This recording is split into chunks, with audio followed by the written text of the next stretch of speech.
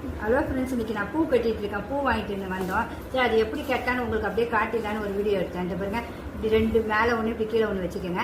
இப்படி ஒரு சுற்றிக்கோங்க. அதை இப்படி மேலே திருப்பி போட்டுக்கோங்க. இப்படி இழுத்துருங்க, அவ்வளோதான். பூ அப்படி இதை கிட்ட எடுத்துட்டு திருப்பி எடுத்து பாருங்க. இங்கே மேலே ஒரு பூ, கீழே ஒரு பூ.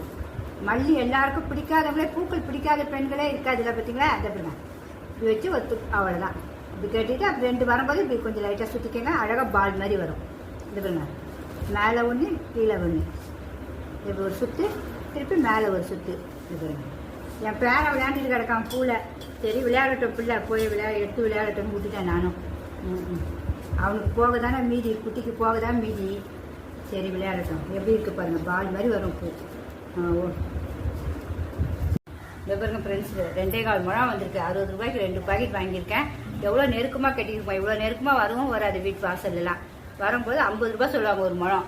ஆனால் பாருங்கள், நமக்கு எவ்வளோ அழகாக இருப்பாங்க. ஒரு கவர் இருக்குது, அதை உங்களுக்கு நான் போட்டு காட்டுறேன். எப்படி இருக்குன்னு சொல்லுங்கள். இதே மாதிரி எல்லாரும் கட்டி பழகுங்க. ஓகே ஃப்ரெண்ட்ஸ், பாய். ஃப்ரெண்ட்ஸ், நம்ம முதல்ல கட்டுறதை பார்த்தோம். இப்போ கோக்க போகிறோம். அதுக்காக கோக்கிறதுக்கு இப்படி ஒரு ஊசி எடுத்து வச்சுருக்கேன். நூலும் இவ்வளோ தூரம் எடுத்து வச்சு நமக்கு எவ்வளோ தேவையோ அதில் ஒரே 2 பூ மட்டும் கட்டிக்கணும். ஏன்னா உதிராமல் இருக்கணும் கோக்கிறதுக்காக. அதனால் இப்படி இது வேணும். 2 இது இப்படி கட்டிக்கணும். முதல்ல ஒரு பின்னதும் இன்னொன்று பூ வச்சு மேலே வச்சு கீழே ஒரு சுற்று, மேலே ஒரு சுற்றுக்கு வச்சு அவ்வளோதான். அதுக்கப்புறம் கோக்க ஆரம்பிக்க போகிறோம். இது இன்னமும் உதிராது நமக்கு, ஏன்னா அப்படியே உதிரும். இதை இப்படி தான் கோக்க போகிறோம். ஒரு சைடு இப்படி, ஒரு சைடு இப்படி, இந்த சைடை இப்படியே தான் கோத்துட்டு வரணும். அப்போ தான் அழகாக இந்த பால் மாதிரி வரும். இதை பாருங்க, அடுத்த சைடு இப்படி, அடுத்த சைடு இப்படி அப்படியே கோத்துக்கிட்டே வரணும். இதை பார்த்தீங்களா ஃப்ரெண்ட்ஸ், இப்போது பார்த்தா எவ்வளோ அழகாக நம்ம கோத்துருக்கோம். இது அப்படியே இருக்கும். நம்ம ஒரு ஃபங்க்ஷனுக்கு வச்சுருப்போம்னா அது உதிராது, கொள்ளாது, பால் மாதிரி இருக்கும்.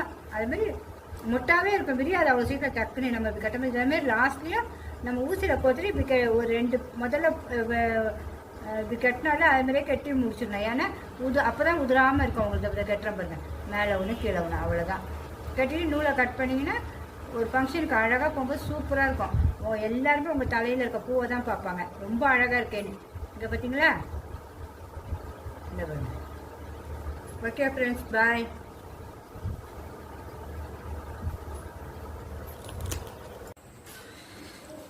ஃப்ரெண்ட்ஸ், இந்த பூ 60 ரூபாய்க்கு வாங்கலாமான்னு சொல்லுங்கள்.